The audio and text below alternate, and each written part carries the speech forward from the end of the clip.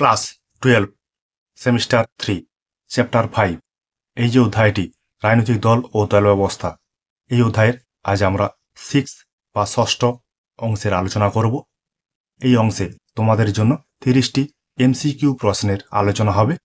ঠিক আছে, প্রথম কোশ্চেন রয়েছে ইউপিএ এর সম্পূর্ণ নাম কি? ইউপিএ এর সম্পূর্ণ নাম হচ্ছে ইউনাইটেড প্রোগ্রেসিভ অ্যালায়েন্স। তাহলে এনডিএ এর পুরনো নাম কি?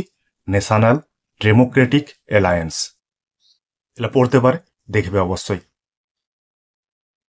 ভারতের প্রথম মেয়াদ পূর্ণকারী জোট সরকারের নাম কি? অটল বিহারী বাজপেয়ী নেতৃত্বাধীন এনডিএ জোট।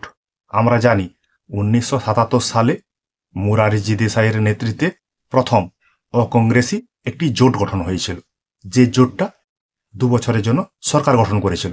কিন্তু প্রথম 1999 সালে এসে এনডিএ জোট তার পূর্ণ সময় অতিক্রান্ত করে। তখন প্রধানমন্ত্রী কে ছিলেন? অটল বিহারী বাজপেয়ী। 1999 সাল থেকে 2004 সাল পর্যন্ত। তারপর 2004 সালে ইউপিএ জোট তৈরি হয়। এই 2004 সালে তখন সেই ইউপিএ জোটের মনমোহন সিং সরকার গঠন করে, এবং যে সরকারটি পরপর 2টো টার্ম বা মেয়াদ পূর্ণ করেছিল, ইউপিএ 1, ইউপিএ 2। তাহলে প্রথম সম্পূর্ণ জোট তার মেয়াদ পূরণ করেছিল 1999 সালে অটল বিহারী বাজপেয়ীর নেতৃত্বাধীন এনডিএ জোট। ভারতের দল ব্যবস্থাকে মরিস জোন্স কয় ভাগে ভাগ করেছেন? 2 ভাগে ভাগ করেছেন মরিস জোন ভারতের দলীয় ব্যবস্থাকে। জাতীয় দল যে রাজনীতি নিয়ে মাথা ঘামায় তা হলো, সেটা কি? জাতীয় রাজনীতি। জাতীয় দল কোনো সময় আঞ্চলিক যে সমস্যা সেগুলো নিয়ে কোনো সময় মাথা ঘামায় না। তারা কি করে? জাতীয় স্তরে যেসব রাজনীতি বা যেসব সমস্যা সেগুলোকে নিয়ে তারা মাথা ঘামায়, এবং আন্তর্জাতিক স্তরে যেসব সমস্যা হবে সেগুলোকে নিয়ে তারা বেশি আলোচনা করে। জাতীয় দল হলো কি? জাতীয় ঐক্যের প্রতীক। বর্তমানে ভারতে স্বীকৃতিপ্রাপ্ত জাতীয় দলের সংখ্যা কয়টি? 6টি। এটা আমরা আগে আলোচনা করেছিলাম। জাতীয় কংগ্রেস, বিজেপি, সিপিআইএম, বহুজন সমাজ পার্টি, আপ মানে আম আদমি পার্টি, আর হচ্ছে তোমার ন্যাশনাল পিপলস পার্টি। এই 6টি হচ্ছে জাতীয় দল। তোমরা জানো এই জাতীয় দলের যে ক্রাইটেরিয়া বা জাতীয় দল হতে গেলে যেসব শর্ত পূরণ করতে হয় সেগুলো তোমরা অবশ্যই আগের আলোচনাতে জেনেছ। কি কি? লোকসভা নির্বাচনে অন্যান্য রাজ্য থেকে 4টি লোকসভার আসন পেতে হবে। আরেকটা ক্রাইটেরিয়া আছে, যে নির্বাচনটা হবে সেই নির্বাচনে বৈধ ভোটের 6% ভোট ওই দলকে পেতে হবে, তাহলে ওই রাজনৈতিক দল জাতীয় দলের তকমা হাসিল করতে পারবে। ভারতের অধিকাংশ রাজনৈতিক দলের সৃষ্টি হয়েছে কোথা থেকে? কংগ্রেস দল থেকে। ভারতীয় জাতীয় কংগ্রেস একটি কি ধরনের দল? জাতীয় দল। 1952 খ্রিস্টাব্দ থেকে প্রায় 1989 খ্রিস্টাব্দ পর্যন্ত ভারতের ইতিহাসে একাধিপত্যের যুগ বলা হয়। কারণটা কি? ওই সময়কালে কংগ্রেস কেন্দ্রে তার আধিপত্য বিস্তার করেছিল। এর মধ্যে 1977 সাল থেকে 1979 সাল পর্যন্ত একটা অকংগ্রেসী সরকার বাদ দিলে যে পুরো পিরিয়ডটা, এই পিরিয়ডে কংগ্রেস তার আধিপত্য বিস্তার করে রেখেছিল। 1967 খ্রিস্টাব্দ পর্যন্ত ভারতে কোন রাজনৈতিক দলের আধিপত্য ছিল? জাতীয় কংগ্রেস। তখন কেন্দ্রে হোক বা রাজ্যে সব জায়গাতেই কংগ্রেস দলের আধিপত্য ছিল। কিন্তু 1967 সালের পর থেকেই তোমার বিভিন্ন রাজ্যে আঞ্চলিক দলগুলো গড়ে ওঠে। যেমন হয়েছে 1967 সালে ডিএমকে তামিলনাড়ুতে, তার আগেই তৈরি হয়েছিল 1957 সালে কেরলে সিপিআইএম এর একটি জোট সরকার। তারপর 1967 সালে পশ্চিমবঙ্গে অজয় মুখার্জি নেতৃত্বে একটি সরকার।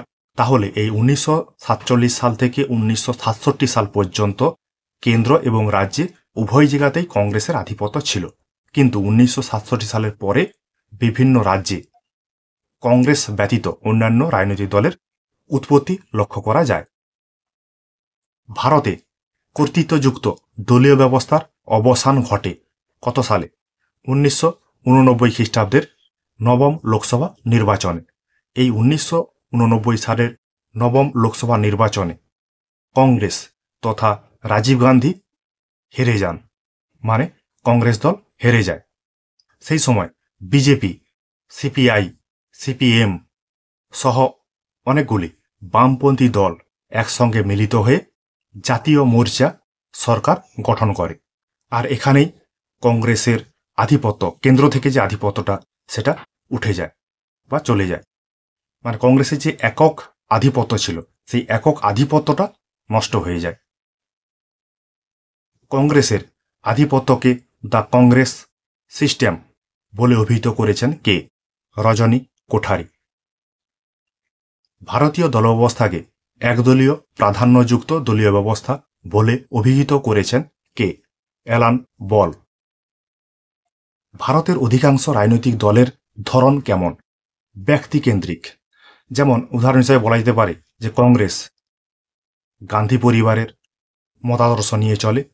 ইন্দিরা গান্ধীর সময় কংগ্রেস ইন্দিরা, রাজীব গান্ধীর সময় রাজীব গান্ধী কংগ্রেস। একইভাবে যখন এনডিএ সরকার আসে তখন এনডিএ সরকারের মুখ ছিল প্রথম অটল বিহারী বাজপেয়ী, তারপরে তোমার 2014 সালে নরেন্দ্র মোদী। একই রকমভাবে পশ্চিমবঙ্গে যে টিএমসি দলটি রয়েছে তার মুখ কিন্তু মমতা ব্যানার্জি। এইভাবে ব্যক্তিকে কেন্দ্র করে অধিকাংশ রাজনৈতিক দলগুলো তার কাজ করে চলছে। ভারতীয় দলীয় ব্যবস্থাকে আধিপত্যশীল দলীয় ব্যবস্থা বলে চিহ্নিত করেছেন কে? মরিস জোন্স ও অ্যালান বল। ভারতের দল ব্যবস্থার বৈশিষ্ট্য কেমন?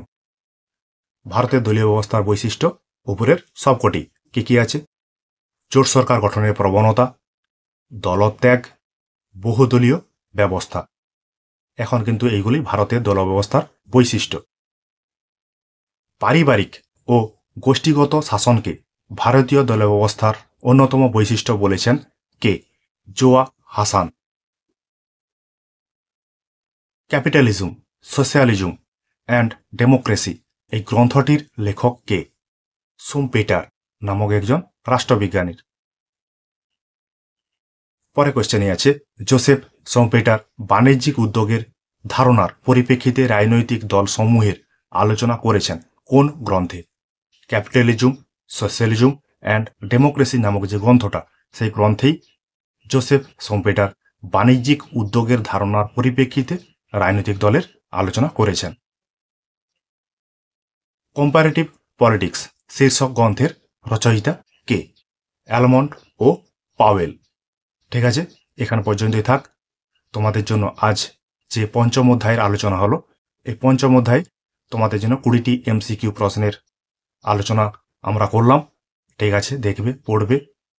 তোমাদের জন্য আমার এই কিঞ্চিত প্রয়াস।